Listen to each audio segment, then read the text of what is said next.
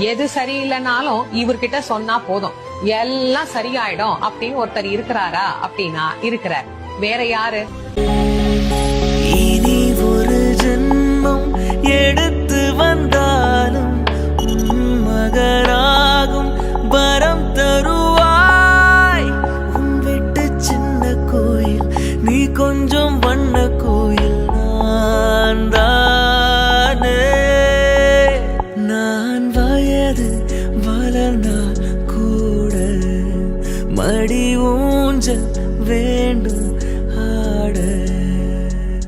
நீயே நீயே நானே நீயே நெஞ்சில் வாழும்